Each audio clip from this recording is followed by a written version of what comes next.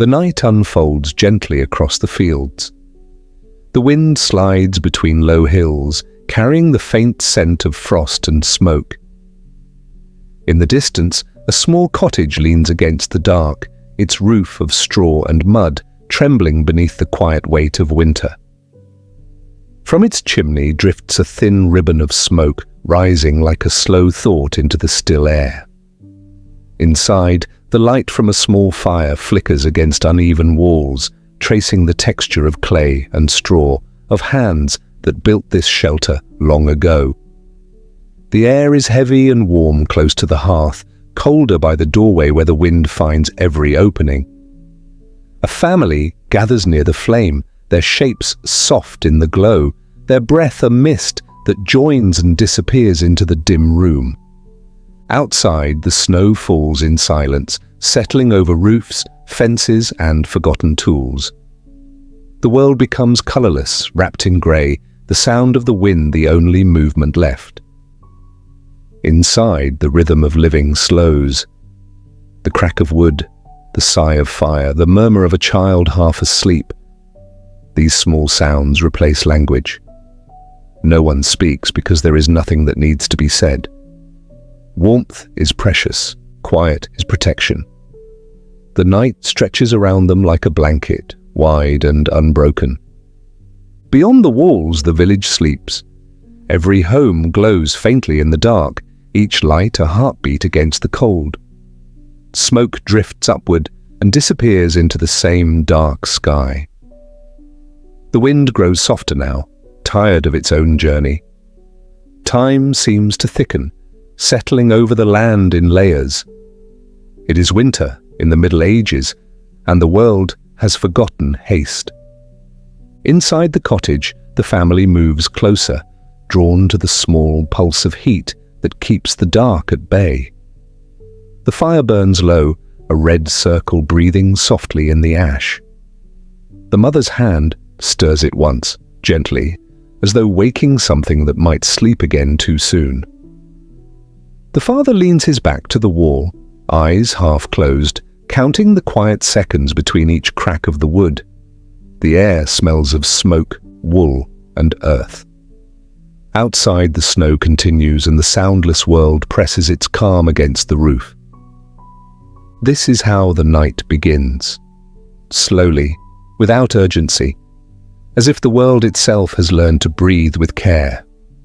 The fields are still, the hills unmoving, and in that stillness, the people rest. It is not comfort they seek, only endurance. It is not warmth they chase, but the slow rhythm of survival. The long, steady breath that belongs to winter, to patience, and to the quiet persistence of life. Life inside mud and straw. Across the open countryside of medieval Europe, most homes were not built to last centuries, but simply to endure a season, a year, perhaps a single lifetime. They were made from what the land offered: earth, straw, wood, and patience. The peasants who built them wove thin branches into panels called wattle, then covered them with a thick coat of daub, a mixture of mud, clay, straw, and sometimes animal dung. When the sun dried the walls, the house seemed to breathe with the weather. In summer, the walls cooled the air with dampness. In winter, they hardened and cracked, releasing drafts that whispered through the small rooms like distant sighs. The walls were never still. They shifted, expanded, and contracted with each change of season, as alive as the people who lived within them. Inside, the smell of earth was constant. It clung to everything, to wool, to hair, to sleep itself. When the wind rose, dust drifted from the beams and settled on the floor, soft as ash. Each morning began with repairs, plugging holes with clay, pressing straw into corners, brushing away the crumbs of last night's frost. The air inside was thick, unmoving, but it was a kind of protection, a soft layer between their bodies and the great, cold world outside. They learned to accept imperfection as part of warmth. A house that breathed also leaked, and a life that endured also bent. When winter came, it did not knock. It entered through every crack, every seam, every unsealed edge. The walls moaned when the frost struck them. The roof sagged beneath snow. Drafts wound their way through the small doorways, cold fingers trailing across faces as people slept. The air turned heavy and still. There were moments when even the fire's glow seemed to freeze in place, its light trembling on the rough walls. Yet the people did not complain. They listened. They moved slowly. They wrapped straw along the floor and stuffed it into the joints where the wind was strongest. Each gesture was quiet, deliberate, a rhythm formed not by comfort, but by necessity. The floor was the ground itself, pressed flat by footsteps, damp in the corners where snowmelt found its way in. They covered it with rushes or hay, a carpet of colourless stalks that cracked beneath bare feet. Within days it darkened, absorbing the smoke and sweat and the weight of daily life. Children played in it, chickens scattered it, and when it grew too thick with dirt, they simply added another layer on top. The house became a living history of its own winters, each layer a memory of the cold that had already been survived. There was no sharp division between inside and outside, no true separation between the world and the home. The smell of animals drifted through the air, the damp of the earth rose from beneath. Rain sounded close like footsteps on the roof. When the wind came, the house shivered. Still it stood, small but sufficient. The peasants did not expect luxury, they expected endurance. They asked only that the walls hold until spring, that the fire stay alive through the night, that the roof not cave under snow. These modest hopes became a kind of peace. Each house was a workshop of warmth. Cracks were patched with handfuls of mud mixed by touch, the same way bread was needed. Straw was layered around the bed spaces, not for softness, but for insulation. The air smelled faintly of smoke, dung, and earth, a strange harmony that meant safety. On cold evenings, families gathered near the fire pit, where a small flame flickered low. The heat barely reached the corners, but it was enough to make the dark seem less deep. There was no furniture to arrange, no walls to decorate, only the gentle task of surviving another night. From outside, these homes looked almost invisible, blending into the land as if they had grown from it. The roofs were low and thatched, their edges heavy with frost. The smoke from the fire slipped into the air in thin, tired lines. Dogs slept against the doors, goats wandered near the walls, and the snow fell in quiet sheets. Inside, people spoke little, their voices muffled by wool and exhaustion. The rhythm of life was slow, circular: mend, eat, rest, endure. The same tasks repeated until they became prayer without words. There was a beauty in the simplicity of it, though few would have called it beautiful. The houses were crooked, leaning slightly as though listening to the wind. The walls bore the marks of years, repairs layered upon repairs, handprints pressed into drying clay. Each imperfection was a signature of care. The peasants lived close to the earth, and because of that, they understood it not as an enemy, but as a companion. It gave them their walls, their heat, their food. It also gave them the cold, but the cold too was part of life's pattern. At night, when the fire dimmed and the air thickened with sleep, the house seemed to hold its breath. The walls crackled softly, expanding in the warmth, settling again as the wind shifted outside. A child might stir, a hen cluck, a log fall into embers. But mostly there was silence, deep, complete, the kind of silence that feels shared between people and the earth itself. They slept, wrapped in their own breath, wrapped in the house, wrapped in winter. And when dawn came, grey and slow. The smoke rose again, thin but determined, a signal that another day had begun. They lived in mud and straw, but they lived. Their hands, rough and cold, built shelter not from strength, but from understanding. Every wall was a conversation with the season, every repair a small act of hope. In the long story of survival, these homes were not monuments. They were moments, fragile, humble, and human. Within their walls, the medieval world learned to breathe through the cold, one night, one season, one century at a time. The cold beneath and the air above.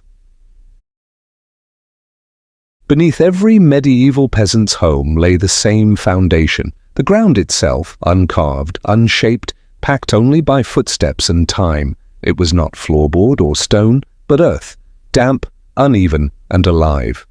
The cold began there, deep in the soil where frost crept and stayed. It rose slowly through the night as invisible breath, finding the gaps between straw and cloth, curling around the ankles of those who slept.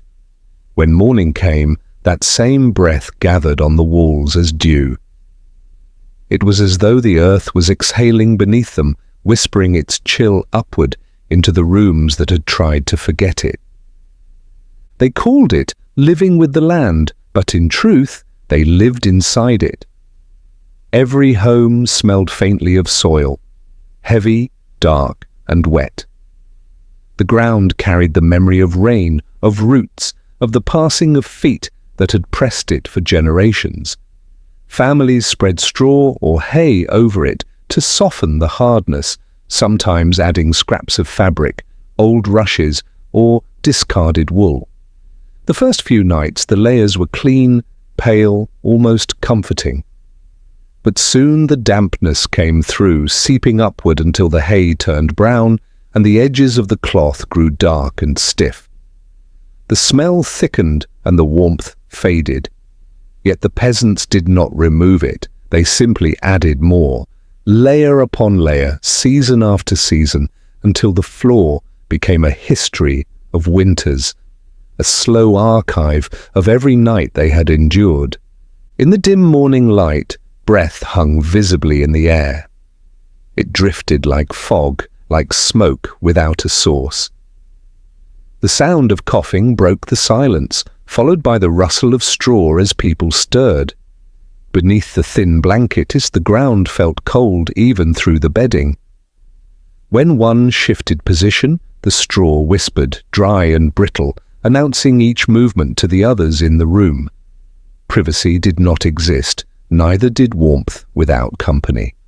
The fire in the center of the house glowed faintly, a red pulse in the grey air. The smell of smoke mixed with the dampness, forming a scent that meant safety, if not comfort. The floor was not only where they slept, it was where life happened. Meals were cooked above it, tools repaired upon it, and children played within its dust. Chickens pecked at the edges of the hay, scratching for seeds. Dogs slept near the door, their fur rising and falling with slow, steady breaths. Each creature gave off a little warmth, and together they formed a small ecosystem of survival. Even the insects, ants, beetles, fleas, played their silent part. They arrived with the straw and stayed through the season, their presence as inevitable as the cold itself. The peasants did not fight them, there was no point.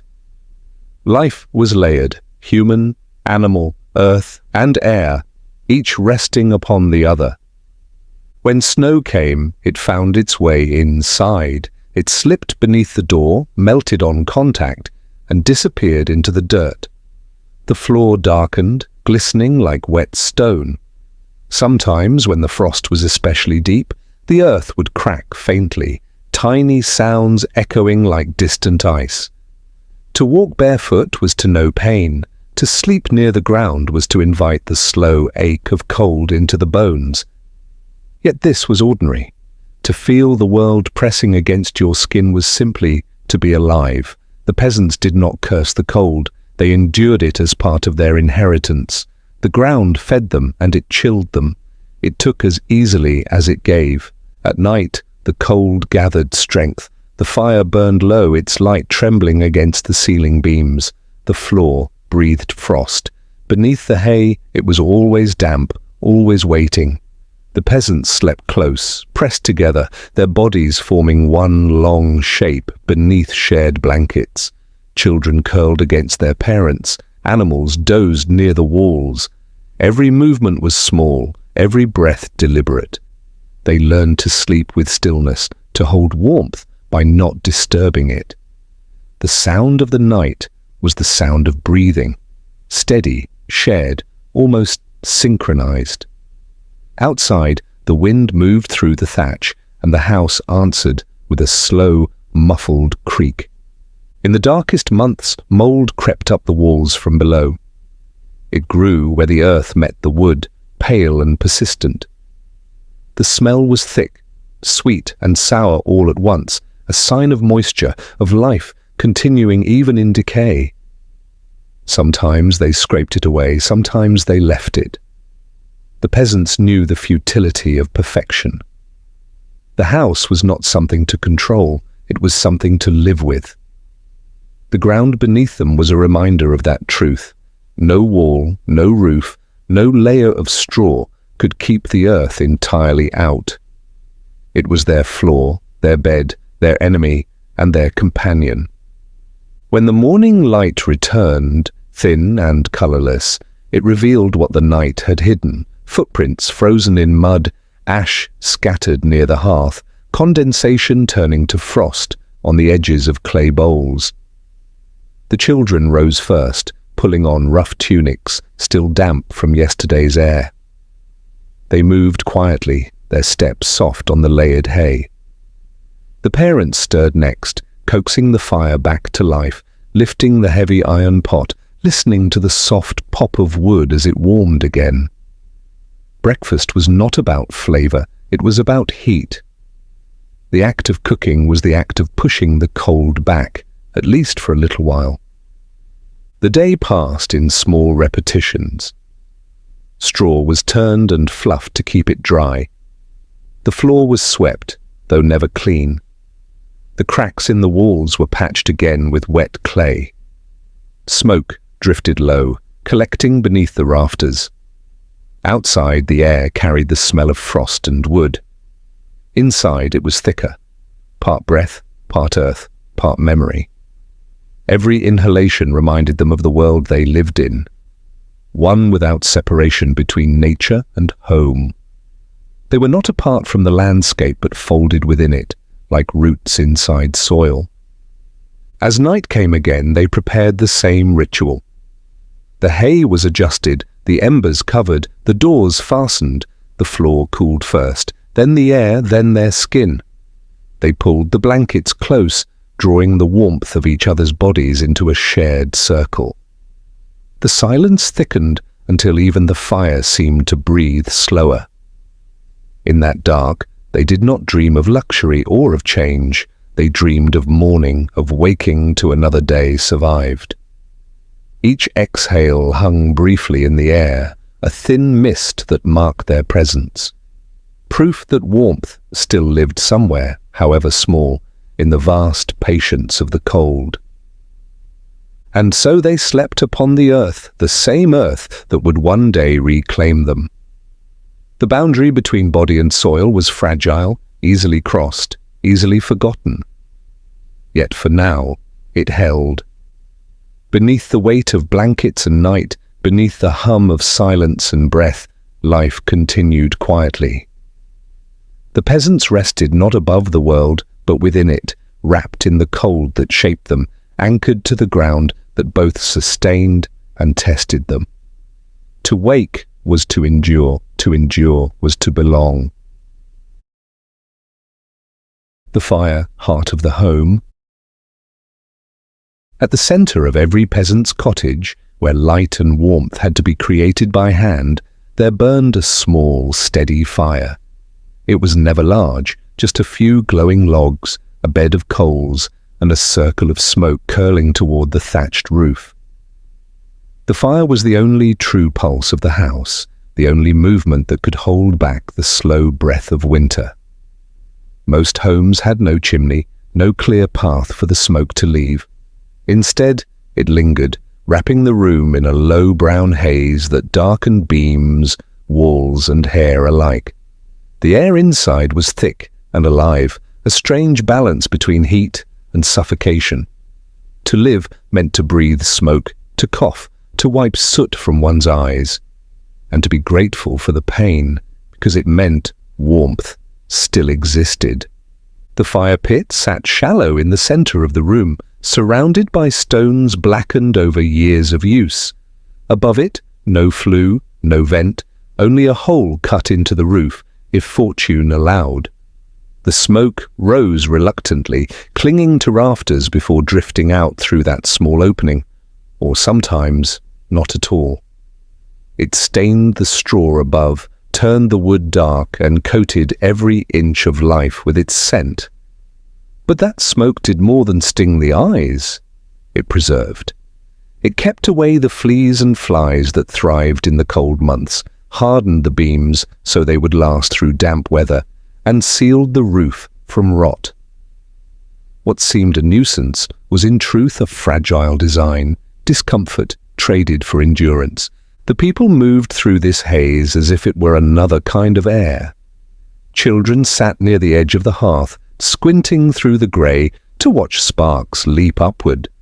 Women stirred pots hung from iron hooks, their faces streaked with sweat and ash. Men returned from the fields and crouched near the coals, holding their hands over the faint orange glow. They spoke little. Words wasted breath, and breath fed the smoke.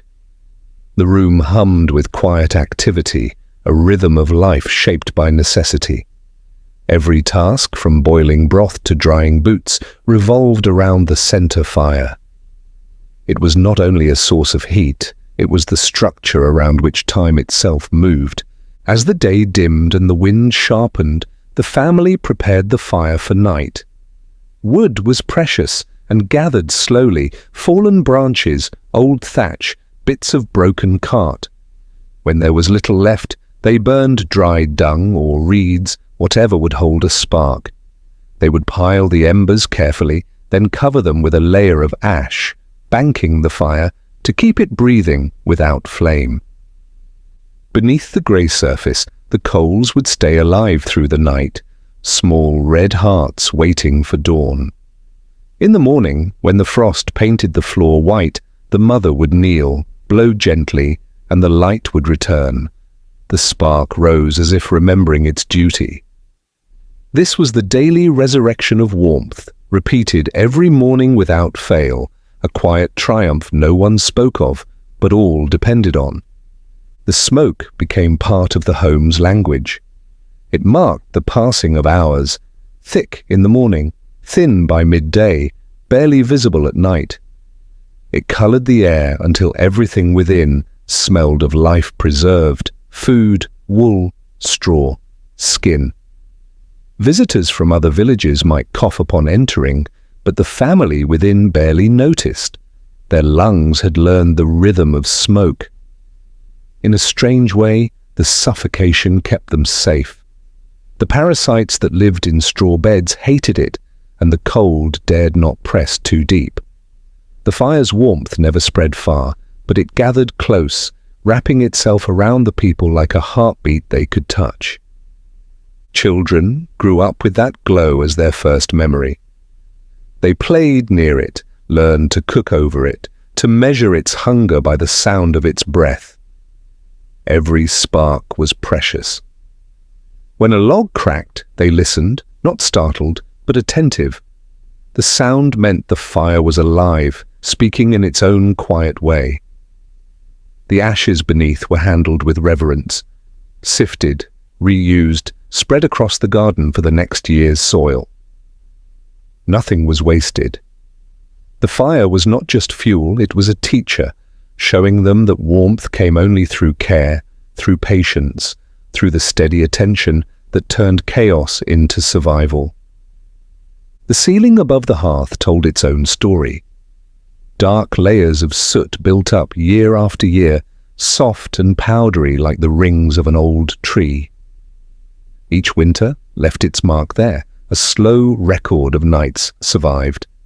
When a new baby was born, its first cry mixed with the smoke. When someone died, their last breath did too. The air remembered everything. It carried the past not as memory, but as scent. And through it all, the fire burned, neither proud nor humble, simply constant. Outside, snow fell silently, flattening the world in white. Inside, the fire painted small circles of color across the faces of those who leaned near it.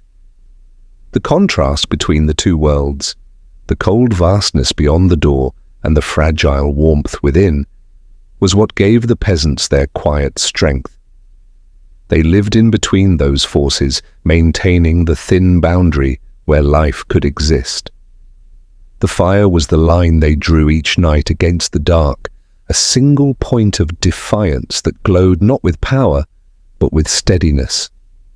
Sometimes, when the wind howled too loud or the walls shook with frost, someone would rise from sleep just to check the coals, to touch the ashes and make sure the pulse remained.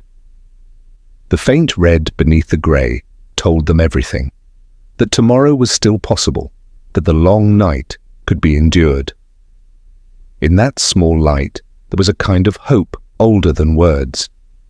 It did not promise comfort, only continuity. And so through endless winters the fire endured. It coughed smoke, it stung eyes, it filled lungs, but it also gave breath. It was the heart of the home, beating without sound, reminding those who gathered near that warmth is not the absence of cold, but the persistence of life within it. In its glow, the peasants found not joy, but meaning, the quiet understanding that survival itself was sacred enough. The fire did not ask to be praised, only tended. It burned because they believed it must, and because it did, so did they. Warmth from bodies and beasts. When winter reached its deepest hours, when even the air seemed to stop moving, warmth could not be made, it had to be shared. The hearth gave what it could, but the fire's reach was small, and the cold was patient. In the villages, families learned a different kind of closeness, one born not from affection alone, but from survival. As night fell, they gathered in a single corner of their homes, drawing in together until the boundaries between people and animals, between breath and air, disappeared. Children, parents, and elders pressed shoulder to shoulder, the shape of one body merging with another. Beside them, the animals, cows, goats, and chickens, found their own places, settling against the walls or the straw. The house became a living nest, pulsing softly with the warmth of many hearts. The air inside grew thick and heavy, dense with breath and steam. Each exhale clouded the darkness for a moment, before fading. The smell was strong, a mix of smoke, hay, sweat, and the musk of animals. But it was the scent of life continuing. It clung to the walls, to the blankets, to the hair of children who slept without moving. In that narrow space, no one complained. The closeness was not discomfort, it was protection. They knew that distance was cold's greatest ally. To survive, they became one body, one slow rhythm of breathing and silence. The cows gave off the most heat. Their bodies, large and slow, radiated a steady warmth that filled the small room like a second fire. A cow's breath could thaw the air nearby, its presence a living wall against the cold. Goats huddled near the family, restless but tolerant, their hooves shifting softly on the straw. Chickens perched on beams or in baskets, feathers puffed against the chill. Dogs curled near the children's feet, fur damp but loyal. Every creature had its place, and each added a small measure of heat to the whole. The peasants understood this instinctively. Survival was not solitary. It was communal, layered, alive. The night sounds were quiet but constant. The slow chewing of a cow, the low murmur of a child half dreaming, the occasional flutter of wings. Beneath it all was the deep, steady chorus of breathing. The rhythm was ancient, shared by every being in the room. The air warmed through motion, through nearness, through the steady exchange of breath. It was not clean air, but it was living air. The cold outside pressed against the walls, and the house answered with warmth, soft and human and real. The straw beneath them rustled faintly with every shift of weight. It smelled faintly of the animals that had walked upon it before, the scent mingling with smoke and damp wool. The blankets were rough, made of coarse linen or old cloth patched too many times to count. The people beneath them were wrapped in layers of everything they owned, wool tunics, cloaks, old furs, whatever fabric time had spared. Their bodies generated heat not through comfort, but through persistence. Each night was a negotiation, a quiet conversation between cold and endurance. Privacy did not exist in such a world. The dark belonged to everyone equally, and so did the air. There was no shame in proximity, only the practical knowledge that one body kept another alive. Babies slept in their mother's arms, their tiny breaths lost within the warmth of chests. The elderly rested beside the animals, knowing their steady presence meant survival. In that closeness, the distinctions of age and strength blurred.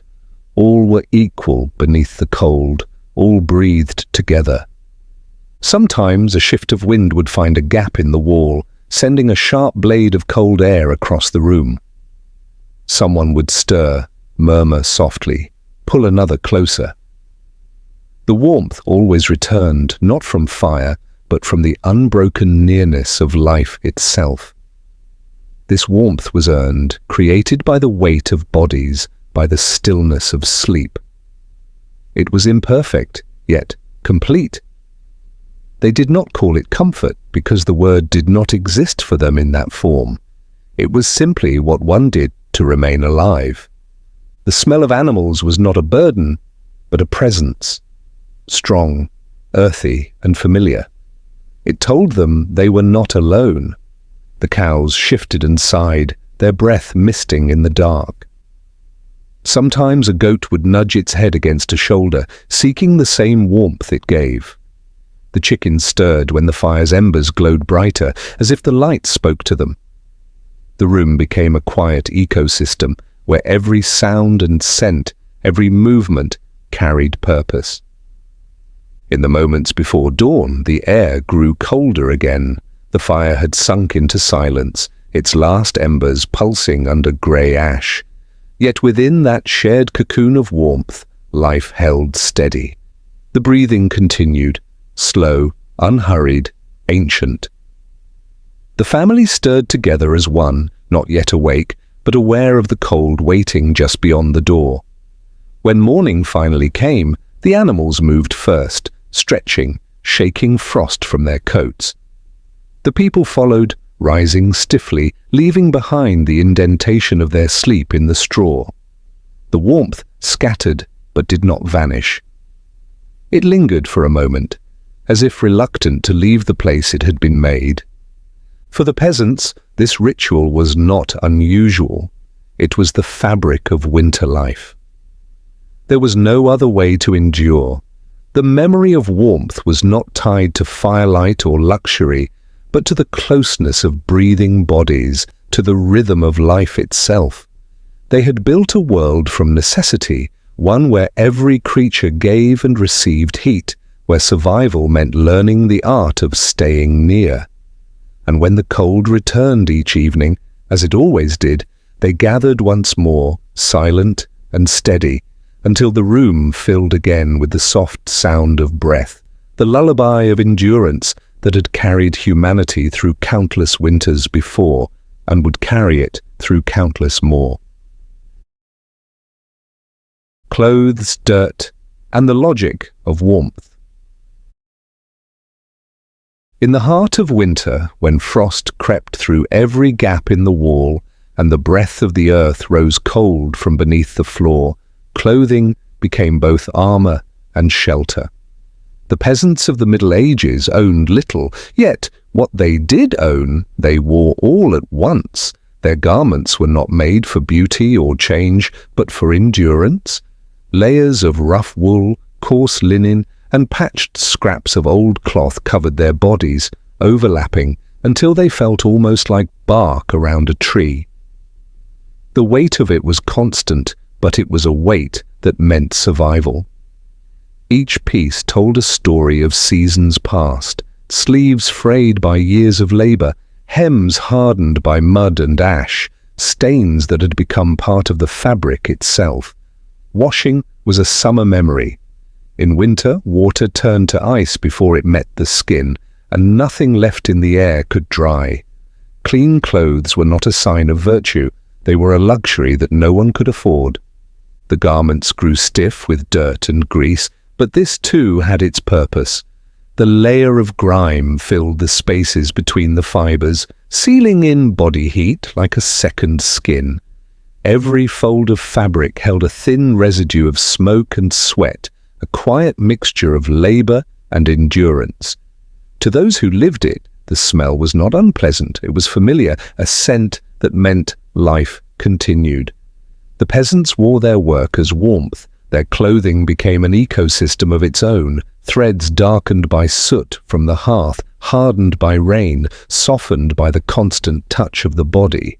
No one thought of changing them often. Clothes were tools, not possessions, and like tools they aged with the hands that used them. Wool was the most precious of materials, the quiet ally against cold. When woven thick, it trapped the heat of breath, the faint warmth of movement, the pulse beneath the skin. Beneath the wool came linen, scratchy, frayed, the first layer to touch the body. It absorbed sweat and cooled slowly, and though it chafed, it held warmth once it grew damp. Together these layers formed a barrier against the world's chill, imperfect but dependable. Each morning, when the frost painted the edges of the bed straw, peasants rose and pulled the same garments over their shoulders, feeling the weight settle like reassurance. The clothes had shaped themselves to their bodies, molded by years of wear. They did not need mirrors to know their reflection. Their clothes remembered them perfectly. In the dimness of winter huts, light revealed the dull sheen of oil across sleeves and collars. The oil came from days of work, from touching tools, tending animals, stirring pots and feeding fires. It soaked into the fabric and stayed, adding its own layer of insulation.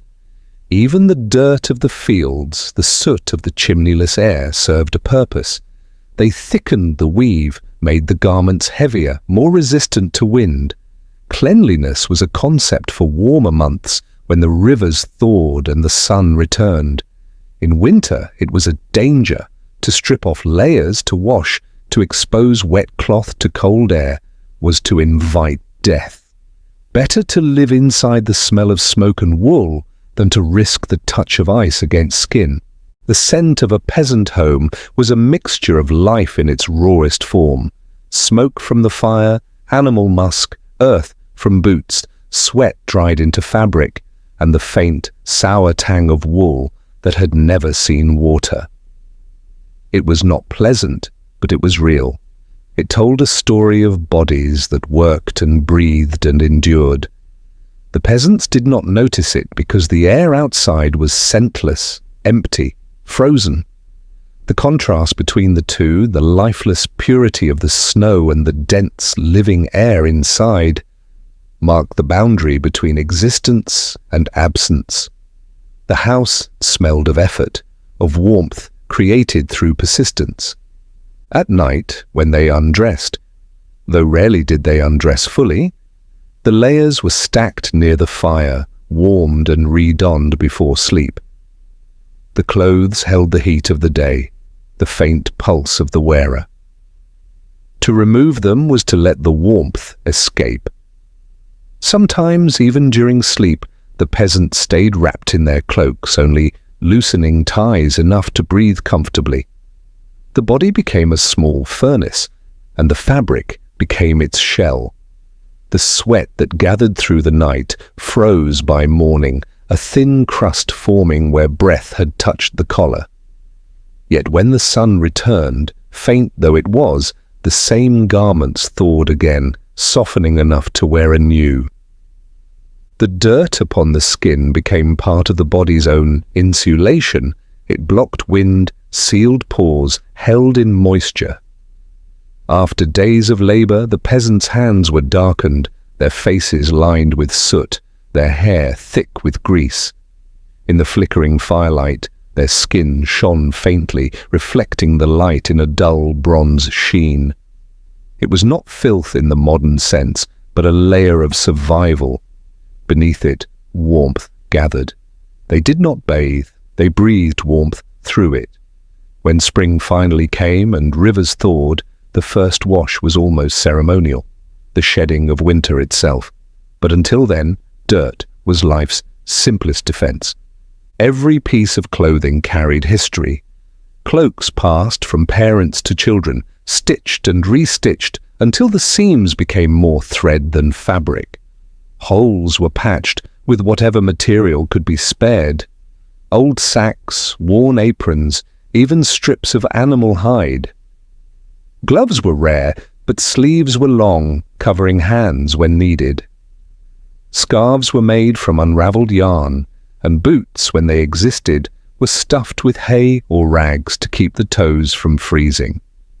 Every layer was both a tool and a story, not of fashion, but of persistence. The idea of warmth itself was different for them. It was not the soft comfort of luxury, but a fragile equilibrium between life and loss. Warmth meant not dying that night. It meant keeping the blood in motion long enough to greet another dawn. The peasants understood warmth as a partnership between fire, clothing, and the patience of the body. To feel one's own breath inside the collar, to sense the weight of one's own scent, was not unpleasant. It was proof of being alive, proof that the world outside had not yet claimed them. In the silence of those long nights, the peasants would sometimes listen to the creak of wool as they moved, to the small sound of fabric stiffened by ash and sweat. It was like the whisper of time itself, slow, constant, indifferent. They lived within that sound, wrapped in it, trusting it. The warmth did not come from comfort, it came from endurance. They did not fight the cold, they learned to breathe within it, to make peace with their own scent, their own persistence. The air around them might freeze, the fire might dim, but the body, layered, patient, enclosed, continued to burn quietly beneath the weight of its clothes. And in that small, steady heat, life held on, unadorned, unchanged, and utterly human. Small wisdoms of survival. Through the long, unmoving nights of medieval winter, warmth was not a matter of strength, but of patience, not a question of comfort, but of quiet ingenuity. Each family, hidden away in their cottage of mud and straw, carried with them a set of small wisdoms, unspoken methods handed down like whispers through generations. These were not grand inventions, not the kind that drew wonder or pride, but small gestures of life learned through repetition and necessity. They were the rituals of survival, practiced without thought, refined through centuries of cold. When the last flames sank low and the air turned sharp again, the peasants did not fight the cold directly. They outweighted it. Stones gathered from near the fire were placed among the coals until they glowed faintly red, their heat steady but contained.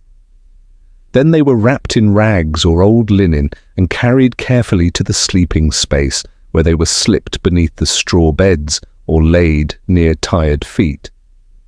The warmth they gave was brief, but in that briefness lay comfort, a reminder that the body could still feel. By morning, the stones were cold again, pale and silent, ready to begin the ritual anew. Clay pots served a similar purpose. Filled with embers, covered with lids, they became small suns that glowed through the hours of darkness. Their light was dim but kind, their heat gentle and constant. Set near the hearth or beside sleeping children, these pots gave just enough warmth to keep frost from forming on the inner walls. When handled carefully, they lasted all night. The families learned how to balance them. Not too full, not too near the straw. A measured relationship between risk and need. The same clay that shaped their bowls and cups also shaped their survival, holding not food, but fire. Food itself was another lesson in preservation. The peasants discovered that heat could be trapped as surely as it could be made. Porridge, stews and broths were cooked at dusk and stored inside boxes packed with hay. Hay boxes, they were called. The hay insulated the pot, keeping it warm for hours after the fire had gone to sleep. By morning, the meal would still hold its warmth, a small mercy against the chill. It was a trick born from patience, not invention, and from an understanding of how little energy could be spared. Every ember mattered, every calorie was a measure of endurance. The hay smelled faintly of summer, even in winter's heart, and perhaps that too was a comfort. Water, always the first to freeze, was kept close to the hearth. Jugs were arranged in quiet rows near the edge of the fire's light, close enough to feel warmth, but not the flame. To wake and find water still liquid was a kind of success. In a world where firewood was scarce, each act of prevention mattered more than correction. They learned that warmth could be stretched, carried forward like a candle between hands, if one simply planned for it. In this way, the peasants turned survival into an art, not through resistance, but through rhythm. Even breathing carried its own knowledge. In the cold, to inhale too quickly was to burn the lungs with frost. So they learned to breathe slowly, through the nose, drawing air that had already passed the warmth of the face.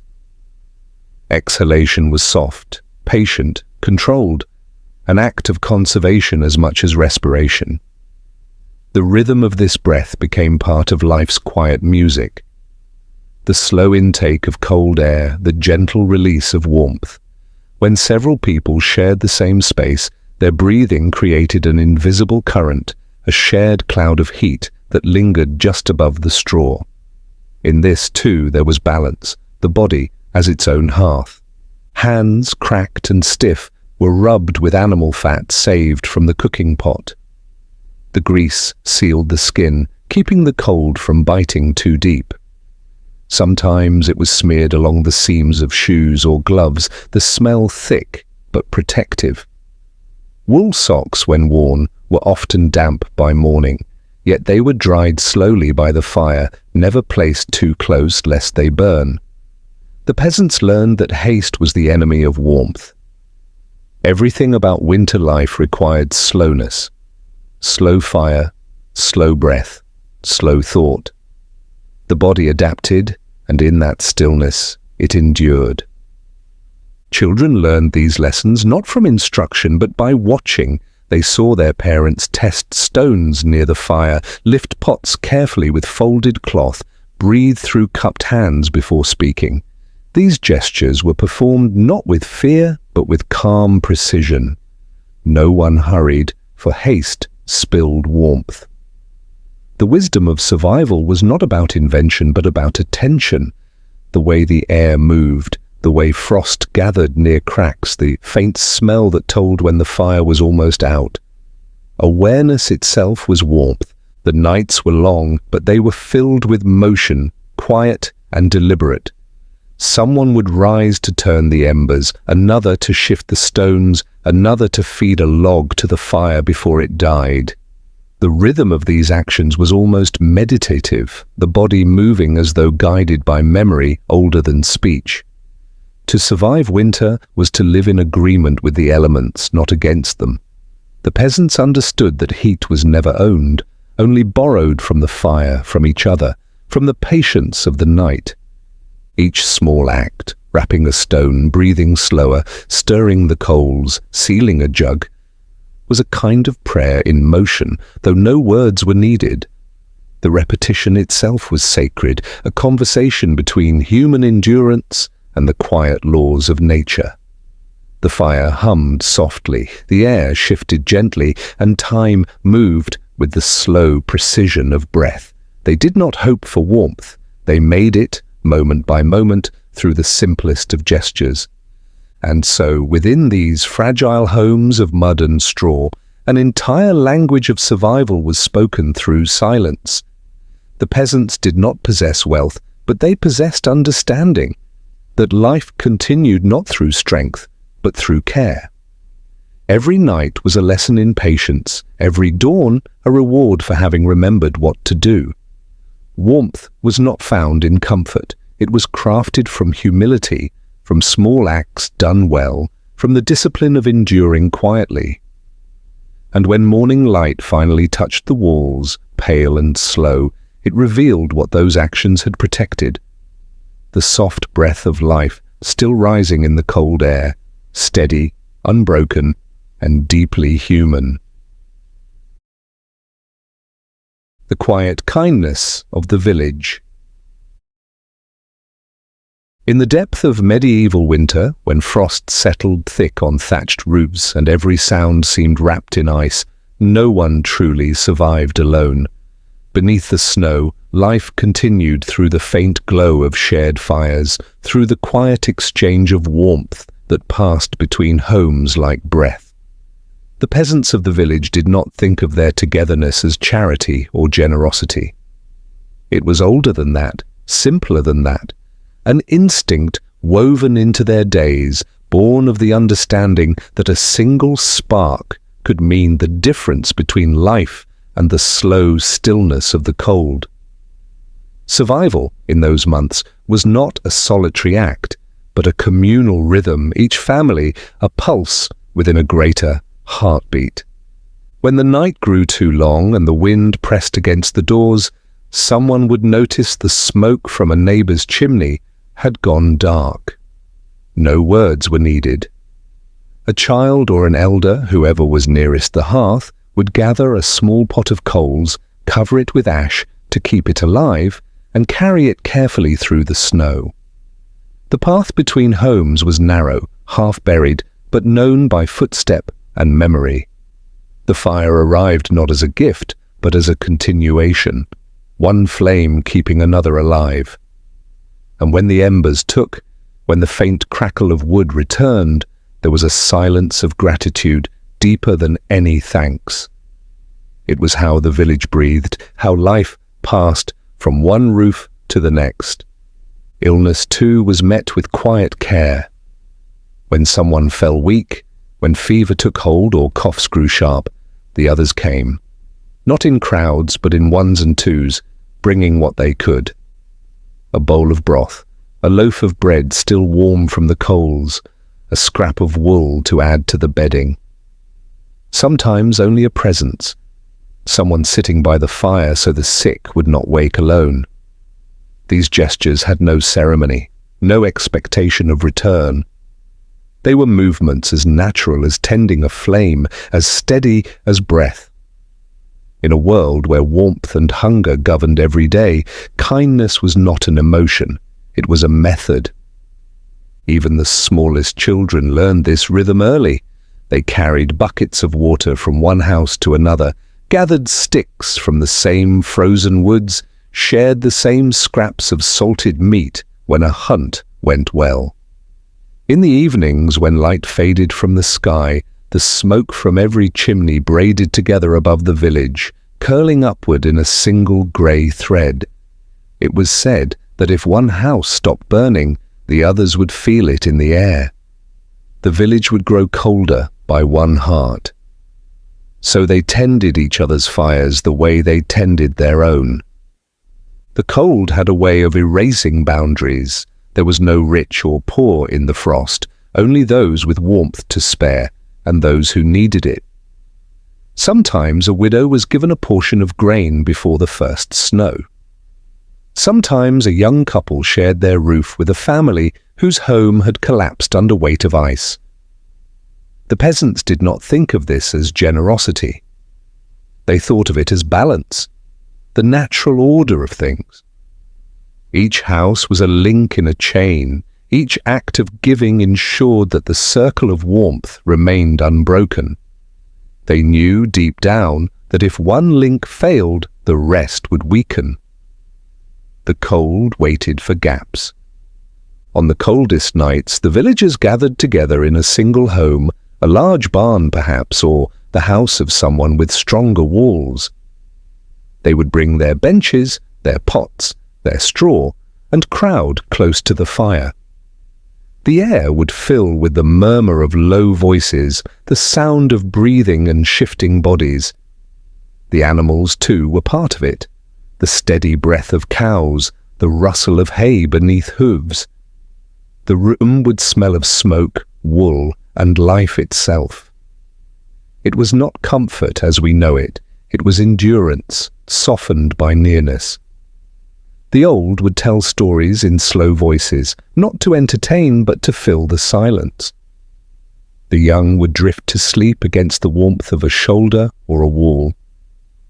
The night would pass like this, quiet, dense, shared. Kindness in those days did not need language. There were no proclamations of goodwill, no promises. It lived in motion, in the act of carrying embers, of cutting wood for another's hearth, of sharing the first loaf from the oven. Even the bread itself was shaped by cooperation. One household ground the grain, another lent a hand to knead, another had the hot stones for baking. No one called it help. It was simply how a village breathed, every task belonging to everyone. They had learned that life, when divided, grew thin and brittle, but when shared, became something that could withstand even the hardest frost. In the early mornings before dawn, figures would move through the snow between homes, carrying baskets or jugs. Their shapes were dark against the pale sky, but their steps were steady. They spoke softly, if at all, nodding to each other as they passed. There was no sense of ownership in these moments, only the quiet understanding that what one had today, another might need tomorrow. It was not selflessness, but memory, the memory of hunger, of sickness, of nights when their own fire had gone out and someone else had brought it back to life. That memory stayed, warm and clear, long after the frost melted. When the first thaw came, when water began to run again through the frozen ruts of the road, the villagers did not celebrate loudly. They gathered outside, letting the sun touch their faces, breathing air that smelled faintly of mud and thawed grass. The relief was silent, but deep. They looked at one another and understood, without words, that they had endured another winter together. Some had fallen, some had grown weaker, but most had lived. The balance had held. The village, like a single great hearth, had burned through the darkness once more. And when the next cold season came, they began again without question. Fires were built, grain stored, blankets patched, and every gesture repeated as before. The acts of kindness never changed because they were not inventions, they were continuations, the same slow rhythm that kept humanity alive across centuries. In those gestures lay the purest form of connection, unspoken, unmeasured, and endlessly renewed. The peasants did not think of it as virtue, they thought of it simply as warmth, a warmth made not of wood or fire, but of people breathing together beneath the weight of winter, steady and kind in their quiet way. The price of winter. Even with all the care, all the small wisdoms, and all the quiet kindness that passed between homes, winter remained the old, unyielding judge of life. The peasants knew this truth before the first snow ever fell, that no amount of preparation could promise survival. It was a season that asked not for courage, but for surrender, not for triumph, but for endurance. Food thinned before the year's end, and every hearth measured its warmth by what little was left to burn. Hunger did not arrive with drama. It crept in softly, one empty bowl at a time, one skipped meal after another, until the body began to slow, the mind to fade, and the cold to feel heavier. In the winter of 1315, the world seemed to fold into silence. The sky remained a dull, unmoving grey for months, its weight pressing down on everything beneath it. Crops had failed long before the frost, rains had flooded the fields in autumn, and the grain that was harvested had already spoiled before it could be stored. What little bread there was turned coarse and dark, made with husks and ground bark. The rivers froze solid, sealing away both fish and the hope of water. The cattle that once warmed the cottages grew thin and still, their breath fading before dawn. And yet, even as the losses gathered, life within the village moved with the same slow rhythm. There was no outcry, no protest, only motion, steady and deliberate, the unspoken understanding that to live was to continue 1 hour at a time. The air inside the cottages changed as the months went on. The fires grew smaller, their smoke weaker, but still they burned. People pressed closer, sharing what heat remained. In the nights, the only sounds were the crack of settling wood and the faint murmur of breathing. Hunger had a sound of its own. Quiet, rhythmic, the hollow tone of bodies conserving energy, of life pulling inward. Children slept longer, elders spoke less. Even dreams seemed to move slowly. The peasants did not think of tomorrow. They thought only of morning, of the small mercy of light returning through cracks in the wall. Illness travelled easily in such close air. The cold weakened everything, lungs, joints, bones, and the smallest sickness became a mountain to climb. Some fell asleep and did not wake again. The villagers understood death not as tragedy but as return, part of the rhythm of the season. Graves were dug shallow in the frozen ground, marked not by stone but by memory. Those who remained did not linger long in mourning. The fire still needed tending, the living still needed warmth. It was not indifference but acceptance. In the face of such long winters, grief itself learned to be quiet. And yet, despite the hardship, the peasants did not stop. Each night, they still banked the coals under ash, still mended their straw beds, still breathed through the cold air with patient rhythm. They still listened for the sound of birds at dawn, though none came. Their strength lay not in defiance, but in the gentle repetition of habit, the refusal to let the pattern of living disappear. A loaf of bread shared in silence became an act of faith. A single ember kept alive until morning became proof that warmth still belonged to the world. Outside, the landscape transformed into a vast, unmoving plain of white and grey. Trees stood bare, black silhouettes against the snow, and even the wind seemed to travel slower. Sometimes the sun appeared for only a few moments, pale, thin, without heat, before fading again. In those moments, the peasants would stand outside their doors, faces turned upward, not to worship, but to remember what light felt like. The world had grown so still that the sound of a single crow or the drip of melting frost could feel like a miracle. The winter of 1315 lasted longer than any could remember. Hunger deepened, and stories of desperate measures spread quietly between villages. But even then, there were moments of grace. A neighbor sharing the last of his grain, a midwife tending the sick, though her hands trembled with cold, a child laughing when the snow fell soft enough to catch on the tongue. These moments were small, almost invisible, yet they were what carried the people forward. Endurance was not a grand act. It was a collection of such gestures repeated until spring returned. By late March, the sky began to change. The grey light softened, and the air felt less heavy. Water began to run again beneath the ice, a faint trickle at first, then a stream. The sound was like breath returning to the land. The peasants noticed before they spoke of it, the thawing corners of the roof, the smell of wet earth, the call of a bird far off. Their fires still burned, but with less desperation now. The worst had passed, though none would say it aloud, as if to name the change might call the cold back. When the first shoots of green appeared along the fields, there was no celebration. The peasants watched in silence, their faces lined with exhaustion and patience. They had not conquered winter, nor escaped it. They had merely endured it, as those before them had done.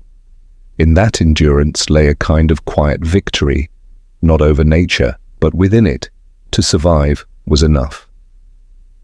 And so the season ended not with triumph, but with the faint hum of life beginning again. Fires burned brighter, air moved freer, and the heavy quiet of winter gave way to the slow return of sound. Yet the memory of the cold remained, not as fear, but as wisdom, a reminder that even in the deepest silence, life continued to move beneath the frost. They did not dream of escape. They dreamed only of continuation. A dawn, a spark, the slow, inevitable return of warmth. The legacy of endurance. Centuries have passed since those long winters, yet the quiet strength of the peasant still moves through the world like an unseen current. Their patience, once born of necessity, has become part of the rhythm of our lives. Every warm home, every steady flame, every small comfort that softens the edge of night carries a trace of their endurance. The warmth that fills modern rooms, the hum of the hearth, the glow of lamps, the comfort of thick walls, all are echoes of what they once built with bare hands and unbroken will. What we call ease was once their daily labor. What we know as stability was their endless fight against the cold. They never left monuments behind. There were no carvings of their names, no chronicles of their thoughts.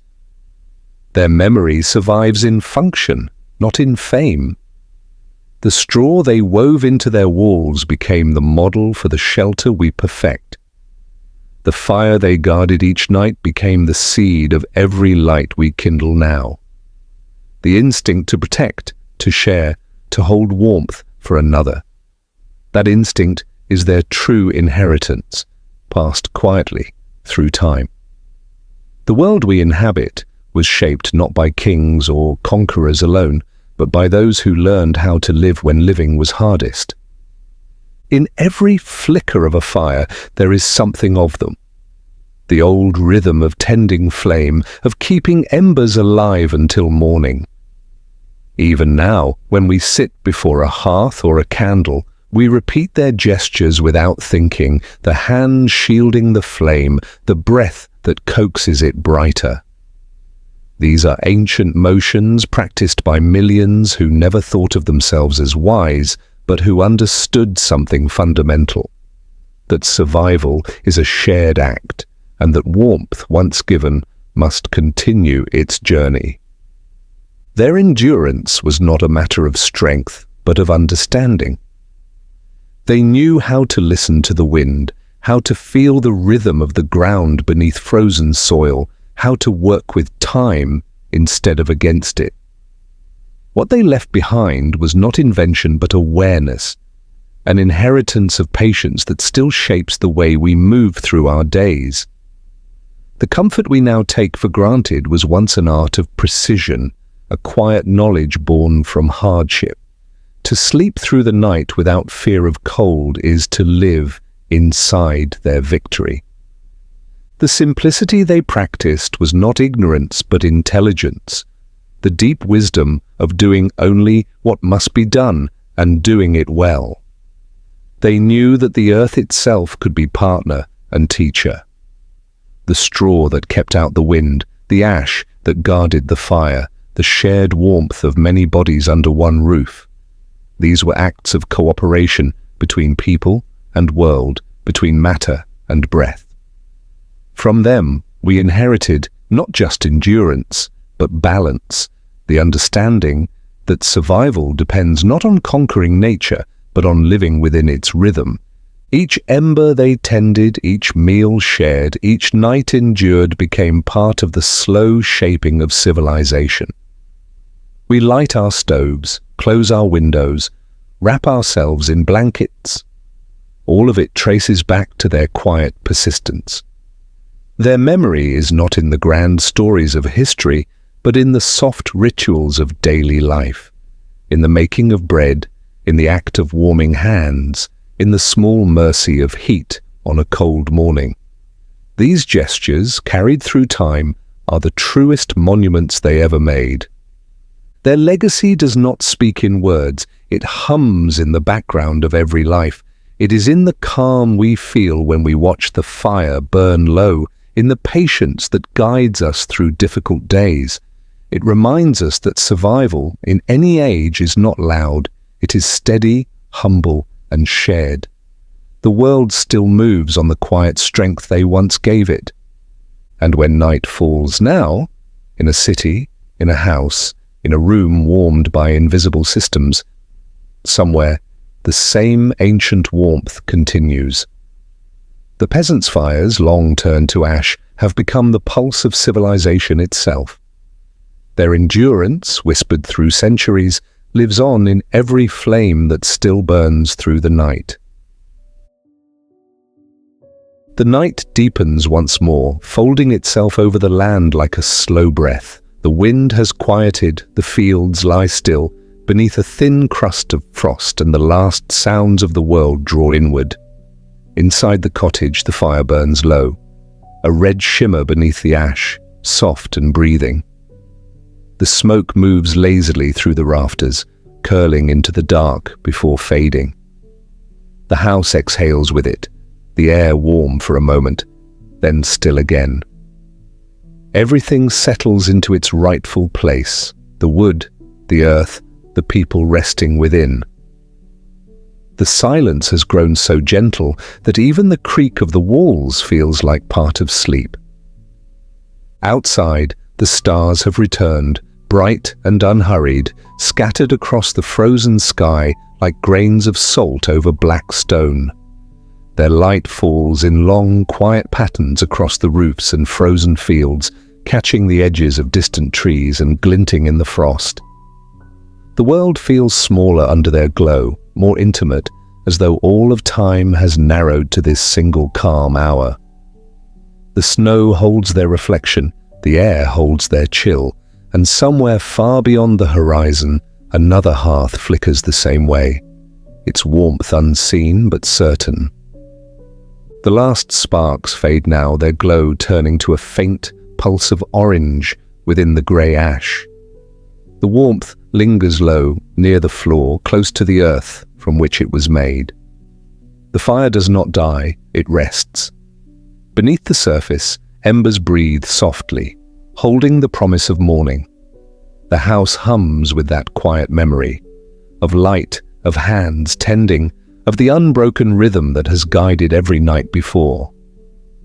There is peace in this small continuation, in knowing that nothing is lost, only changed. The wind outside moves again, softer this time, brushing against the walls like a sigh.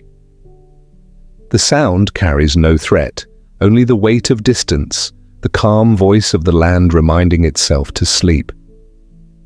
The stars tremble faintly in the cold, their shimmer the only movement left. And beneath them, the world dreams, of firelight, of footsteps, of the steady warmth that once filled these rooms. the house becomes part of that dream. The people within are still, their breath mingling with the last traces of heat in the air. Their rest is not deep or distant, but grounded, held close to the earth, to the patience of the stone and the steady rhythm of their own hearts. In that stillness, there is no difference between body and home, between warmth and memory. Everything breathes together. Somewhere, far off, a small fire continues to glow. Quiet, steady, alive. It is the same fire that once lit the corners of a peasant's cottage, the same warmth that crossed 1,000 winters, carried from hand to hand, from ember to ember. It is the pulse of survival, soft but unbroken, stretching through centuries of dark and cold. The story ends not in struggle, but in calm. The night holds the world gently, the air heavy with peace. The last light fades, the warmth sinks deeper into the earth, and time itself seems to rest. What remains is not silence, but balance. The hush of a world that has endured by simply staying warm. Sleep follows, slow and certain, carried on the breath of the old world. The fire dreams beneath its blanket of ash, the land dreams beneath its frost, and somewhere within that shared dream, the heart of humanity continues to glow. Quiet, patient, eternal,